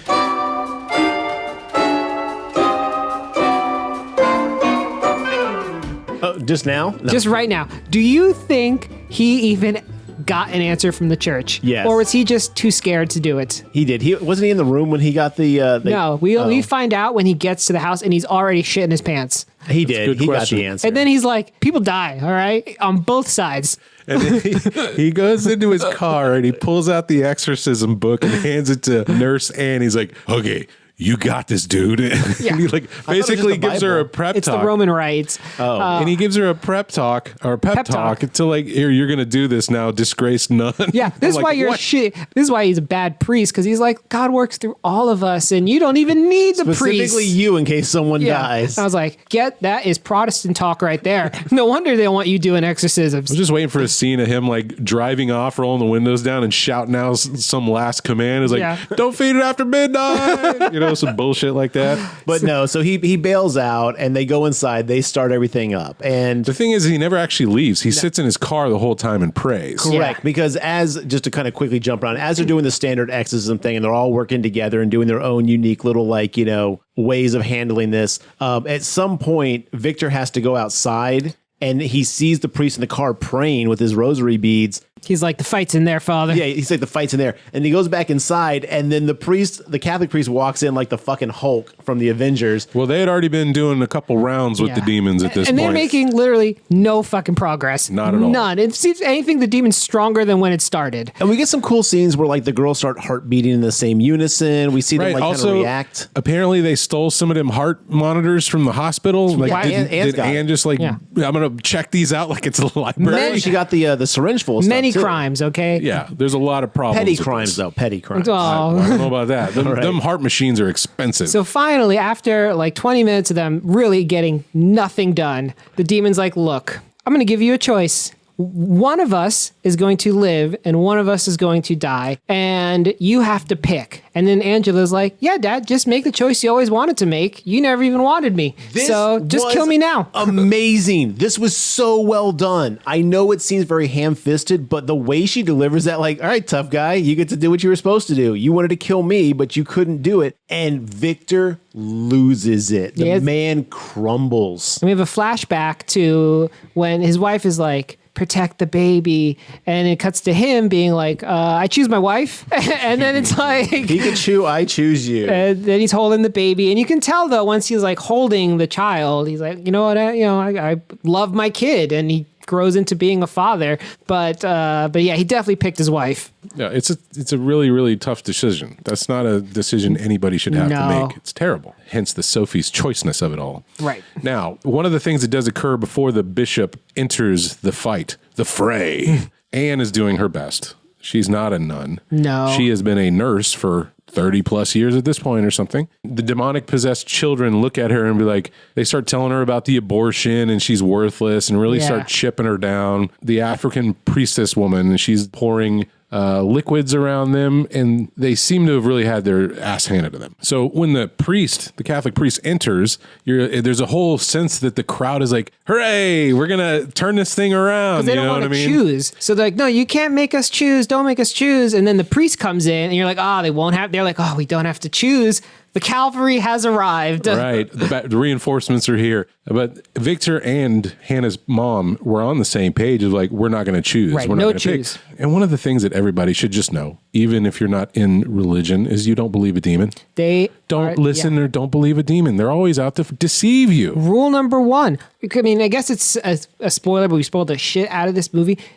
All they said is, one of us lives, one of us dies. You have to choose. They didn't tell them what the choice they're making is, what the name they're saying. Everyone assumed it was who's going to live. Also, the girls have a very good Gozer of Ghostbusters voice going on. I was just waiting for going, the choice has been made. Yeah. The traveler has come. Like, Big wait a minute, I didn't pick anybody. Who did you pick? I was amused by myself. Yes, that would have been great. So the priest comes in and he's like, going the Roman rite, really hardcore. No holy water, I noticed. In this whole movie, they never use holy water. It's strange. But he's going on and on and on. He finally touches their head. Never touch a demon. That's also a rule. It's one of the few rules they say over and over again. But he touches both of the kids. Wouldn't that be in that book he was holding? Almost certainly. Okay. Yeah. And the demon starts turning their heads together. The two kids start turning their heads. And then the father, the priest, can't talk anymore. And his head just makes a 360. Well, did you notice how the heads turned? So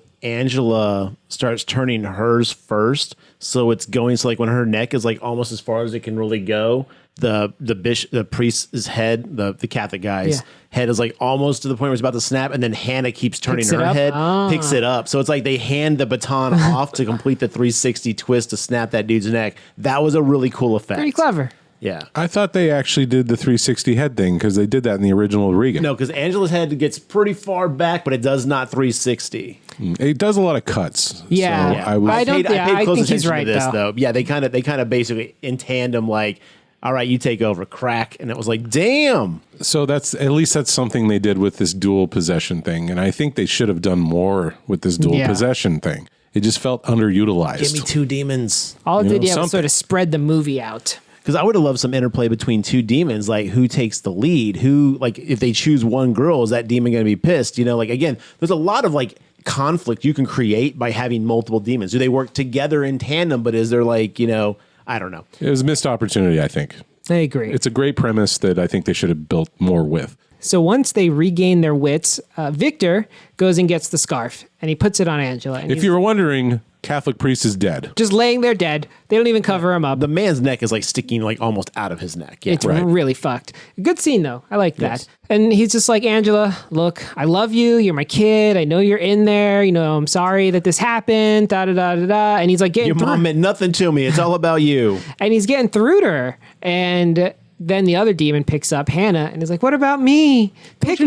Don't you love me? I don't want to die. And her dad is like, I choose you, Hannah. This weak motherfucker are behind the wall, not even looking his kid in the eye, not even in the same room, you piece of shit. He was out on the porch. No, he was in the kitchen. Crying. He was in the kitchen on the floor, like crying. But they also show him outside. Yeah, like he's hanging around outside. That was like earlier. He was never bought in really to this. He's like, I choose you. Yeah, he yells it from the other room, like I can't I can't hear my daughter die. Opens the screen door and just yells it into the house. I choose you, Hannah. Away. And everyone's like, no, what'd you do? Yeah. And then Angela starts sort of levitating and dies, effectively. Seems to die, I should say. Well, the heart monitor would indicate that. Flatlines. Yeah. And then we cut to Hannah sitting in like water where they did their little spirit trick, and we hear a voice go out in the woods Out in in the that woods. like little bunker thing. yeah, in those stairs Yeah. way back in the Which beginning. is a flooded little bunker thing. Yeah. But yes. And we hear a voice go, I choose you, Hannah.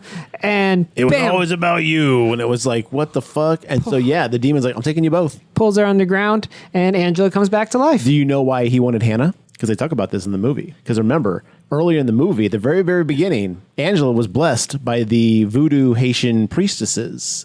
And earlier in the movie, about halfway through, Hannah's mom goes, we delayed her baptism by a week because he wanted her grandmother to be there, so she hasn't been baptized yet. But no, like, I don't know if you guys caught that, but yeah, like, that's why he was like, he wanted Hannah, because she was not actually like protected in any way.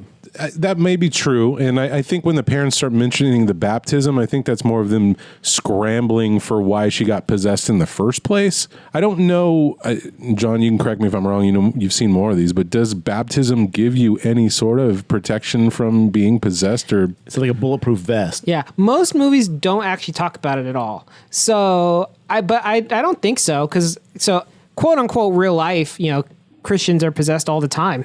If you were to buy into what the purpose of a baptism is to symbolize you washing away your sins and accepting Jesus Christ as your Lord and Savior, right? It's different based on denomination. So if you get baptized as a baby, it's to wash away the original sin Original sin, yes. of eating the apple and all that, to get you a fresh start. If you get baptized as an adult and in those denominations, I do think that it's more wash away your previous life and now you're reborn as a Christian. Can baptism be used as like confession, where you can get baptized multiple times, say you sin, you want to rewash it away and like be cool with God again? Well, luckily you can just go into a little box with a window and tell the priest all the That's bad if you're stuff a Catholic, you've done. but if you're not a Catholic, do you have Oh, it's confession? even easier. You just go, God, I'm sorry, forgive me, You do your own penance. and you're done. Okay. All right. So you don't have to go through the whole baptism Don't thing. have to You get can just wet at basically all. Straight up. Just, You can leave your you swim don't have to trunks get at wet. home. Okay. So Right. I don't think baptism provides any like protection. Now, the blessing of Angela could definitely have something to do with it. I think It could, but I don't think the Well, demon they cares. flash. They flash back to it. Like, so I definitely think it was like Chekhov's blessing.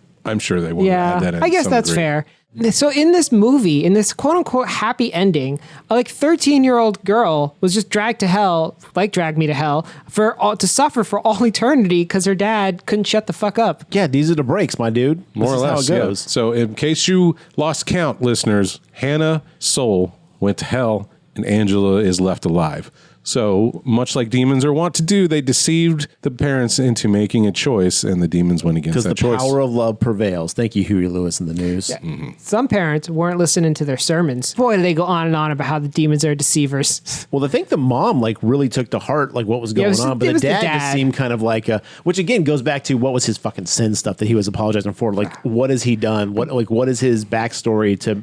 Maybe he is a flawed dude. Right, we don't know enough about him for him to have played such a critical role in this movie. That's fair. I can agree with that statement. So, during the end scene, yes, Angela starts levitating out of her chair. There is a puke vortex that turns into some puke portal. I was like, I like that. Yeah. I don't know if I've ever seen that before. I thought something might come out of it, but nothing really does. It just opens a hole in the ceiling. And as this has happened, we're flashing to pictures of the demon monster that is like taking Hannah. Hey, those and, were like- cool. Yeah, again, supposedly that was supposed to be way more in the movie. I don't know how much way more, but it was supposed to actually like have a presence in the movie. That would have been fucking rad. The thing looked creepy as shit. But is this the scene you thought that felt out of place? The puke vortex, again, I like the concept of it, but again, everything we had seen in this had never shown us that a vortex of vomit could basically open a portal to some other place. It felt very visually out of sync with the rest of the film. If it had been like the black and it just got so dark it looked like something could come through, I would have been okay with that. But when it starts whirlpooling, Yeah. that's when I was like, oh, this is an effect that was unnecessary. Also, like a lot of steam going on. And we didn't mention that during this whole exorcism,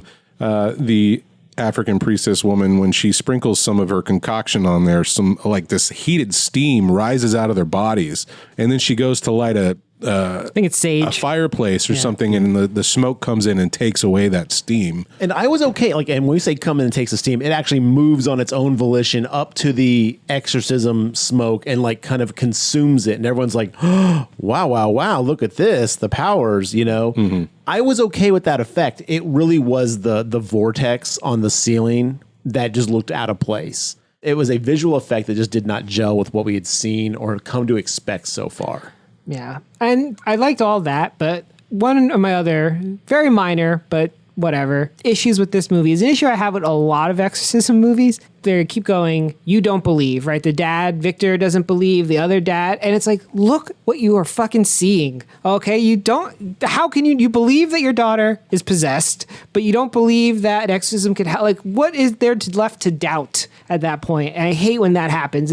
Like, in the original Exorcist, it makes a little sense because things are pretty subtle till the end, and then shit starts flying around the room or whatever. For the most part, it's things that you could will yourself to be like, nah, there's a scientific explanation for that. Here, it's like, there is no scientific information for a smoke monster battle, okay? Like, what the fuck? Yeah, that's a good point. Movie shows that Angela does go back to school. She's normal. Yeah, we fade to black after all this, Yeah. after Angela comes back to life. Like a lot of cops are there. And for no good reason, we get the scene where Anne, the nurse, is in the police station telling the detective what she thinks evil is. For no good reason, someone's being held accountable for the two people that died, a child and a priest, inside a house with a group of people. That's the scene I wanted to see. She's the fall not girl. a monologue from a nun. That's in the criminal justice system, there are two separate yet equal groups. Those who prevent exorcisms and those who get tried for them. These are their stories. That's The Exorcist Part 2. It's now a legal thriller, a la, was it The Last Exorcism? Emily Rose. Emily Rose, yeah. We're going to get another The one of Conjuring those. 3 had the whole court thing too, remember? See, so that's Can true. you be tried for murder if you were possessed? Nobody Answer, was. Yes. Also, wait, they were innocent? Yeah. I don't remember that one. Don't forget, the girls didn't even lay a hand on the priest. Yeah, I mean, man, I don't know how they're going to For all Someone you- snapped that motherfucker's neck. For all you know, he spun his own head around. Yeah, really bad chiropractor job. It was. It's just trying to adjust. So yeah, this is where we get the whole like I think one of the big messages of like, what is evil? Evil is basically what I think is we're born to this world with hope and love, and the devil just wants to ruin that. If he can take that away from us, he wins. It's not about taking our souls. It's about like making us not believe in good. Yeah, the movie's message is really muddled. It's like believe in hope, but also believe in community, and also all religions are the same and equally valid, which is all great, but like very confusing to all put in you a to believe in stew. something, no Yeah. matter what it is. Believe in something bigger than yourself and positive. So at the very end of the movie, we cut back to blinded Chris McNeil, and in walks a somebody. Somebody. You can't see her face yet, but you can see how old the hands are. And the hand grabs Chris's hand and goes, Mama, it's me. It's your baby breaking. That's not the exact words, but that's more or less what happens. And she goes, I believed you would come back and see me someday. And I was like, okay. And if you were in my theater, the guy next to you goes, bullshit. And I was like, okay, fair point.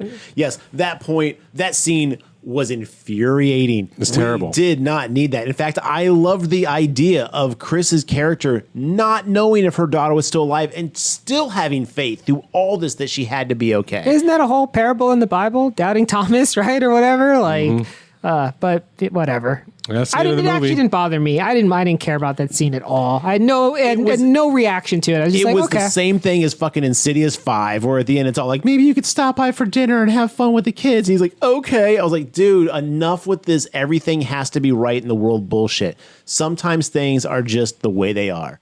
I don't know. I think if your mom got her eye stabbed the fuck out of her head, you might be like, all right, I should check in on her. Maybe, but you've abandoned her for all this time. Why suddenly be like, Well, I don't think it's why, because she was violently attacked and maimed. Also, your mom's fucking with exorcism again. As someone who went through an exorcism, maybe you'd be like, sorry, Mom, you're on your own on this one. It's like, a drug addict. They started using it again. You wouldn't be like, oh, I should be there now. You're like, no, I got to keep ties cut. Well, this movie loses a whole 2.5 points for having legacy characters in it. Wow. This movie would be much better. Bold point statement right there. This movie would be much better without any of that in there. Because they could have given more screen time to Hannah and her family. They could have fleshed out some of these new characters without having to rely on Exorcist from 1973. Yeah, I agree with that. I mean, I didn't take away 2.5 points. I don't remember what I gave this on Letterboxd. I think it was 4 stars. Might have been 3.5, which is about what I rated here. It floats in between there. But it didn't, you're right. It didn't need legacy characters. This isn't the kind of franchise that has such a appeal for legacy characters, in my opinion. It's just like, okay, good, nice seeing you. And ultimately, I'm going to choose the canon that has Exorcist 3 in it. And albeit Exorcist 2, Yeah. but I'm going to say this right now. I think The Exorcist 3 is my favorite Exorcist movie. Okay. I like it more than the original. I think the original's great, but that third one to me is just something else. John, you gave it 4 stars, by the way. All right, I gave it 4 stars, which is what I said, 3.5, 4. You know.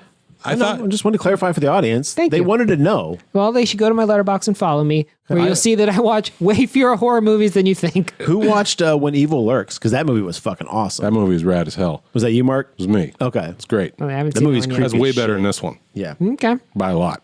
It's on streaming yet, though, right? It'll be on Shudder soon. Okay. I was expecting a mid-credits scene of some sort. Me too. Something I was to like- show why this needs to be a trilogy. I was like, okay, I missed the Saw one. I better not make that mistake Wait, twice. was there not a mid-credits? I thought there was because the lights were out for... There was not. No, okay. I sat through the whole thing. I was like, fuck me. They kept the lights off for like half the credits, and then like the house lights came up, and I was expecting something too. So I was like, oh, we're running credits where we still got the lights down? Something's going to happen. I didn't stay till the end of the You also credits. don't get until the credits. You don't really get to hear the classic Exorcist theme. They kind of tease you with it and never When the play it. possession first happens, we get a little bit of that. Yeah, they tease a little bit, but that's about it. Which Yeah. I'm kind of glad. I fucking that song's a banger. Slaps.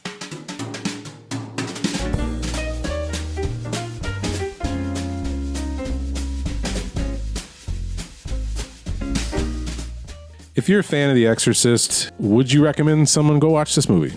I mean, yes, I don't understand like the vitriol and the hate this movie gets. You'd think we were watching like The Room. Like it's just like the worst thing that was ever put on celluloid. Oh, hi, Pazuzu.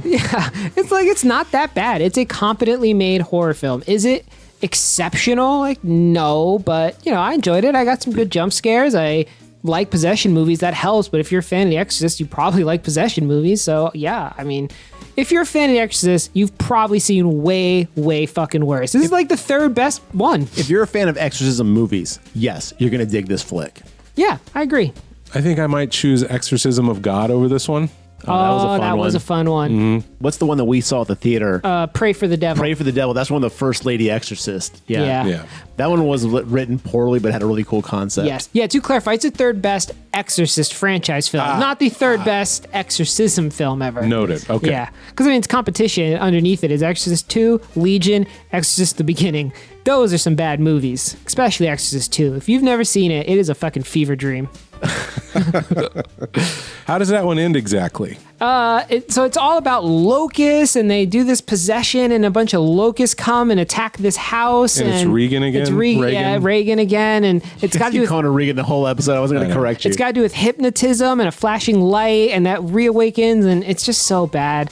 It's so bad. And they couldn't sleep. get Chris McNeil's actress back, so instead it's Sharon, who's like her live-in help, and in the first movie shows up in the second. But you know who is in it? Nurse Ratched or whatever. Oh, really? From One Flew Over the Cuckoo's Nest. Nice. Yeah. Oh, okay. She plays like she plays, believe it or not, a very strict, mean doctor. No. She does eventually believe in exorcism, but at first she plays the straight character. So we would all recommend it to some varying degree. I don't think it's necessarily bad. I just think it's weighted down by its legacy. Yeah, I would say stream it, right? You don't need to go to the theaters to watch this. Definitely when it comes like on VOD, don't pay $20 to watch it. But when it's going to be on HBO or something, Paramount, whatever, just watch it there. Yeah, it's a very competent film, 100%. Like you said, he's a good director. Yeah, he is. I wonder how he would fare with somebody else's work. Yeah, it's like a Lucas situation. I'm going to give him a lot of leeway because he gave me Halloween 2018. And that was just out of the park. Yeah, I think his storytelling style fits better for there being a big bad, Yes. which is harder to do when it's a nebulous demon concept. Less like concepts of good and evil. Yeah. And, because again, he tried a little bit of that in Halloween Ends. Evil But Dies Tonight. Some of that, no, that was Halloween Kills. Halloween Ends is the one with the new Michael Myers. Oh, right. Fuck that movie. And that one had some threads that just didn't go anywhere. I can see some parallels to Halloween Kills, focusing in on the people and less on the monster/demons. Oh, I didn't talk about literally the absolute fucking worst part of this movie. That in retrospect, I should have taken off a whole star. Probably why it only got 4 stars. At some point in the exorcism, Hannah looks over and is like, "Does the power of Christ compel me?" And I was like, "Fuck you, movie." I was genuinely curious, John, because as our resident exorcism fan, I was like, how did you? Because I know you liked it, Yeah. But I was really curious to hear what you liked about it, and it sounds like we all kind of had the same takes on it in general. But I don't know if I'd go 4 stars. I'd definitely give it a 3. Because again, it's not a bad film. It's just you have to get past some storytelling concepts that you got to be willing to accept some things, or else you're not going to have a good time. Well, that's our thoughts. Anything else you want to mention before we wrap? Happy New Year's 2024. Woo! That's the last time you're going to hear from us, probably. Yeah, it's been real, listeners, and we're going to enjoy our vacation and be back. We'll still have our social medias up there. If you want to get a hold of us, you can message us on Instagram, Facebook, or Twitter. We'll hit you back with some more information as we move into 2024. We appreciate everybody that's been around listening to us run our mouths about our opinions on films. Rate, subscribe, like, all that shenanigans. You don't have to actually subscribe or like, just, Don't listen to him. Subscribe and like. Of course, you want to get these fresh Grave Talk tunes. Feel free to tell us how sexy our voices are. We live for this. Yeah. That's our self-esteem is literally based off how you guys think this podcast goes. So please, 100%. All right. Thanks for joining us. Have a good day. Have a good day. Have a good year. See you later. I'm Ron Burgundy.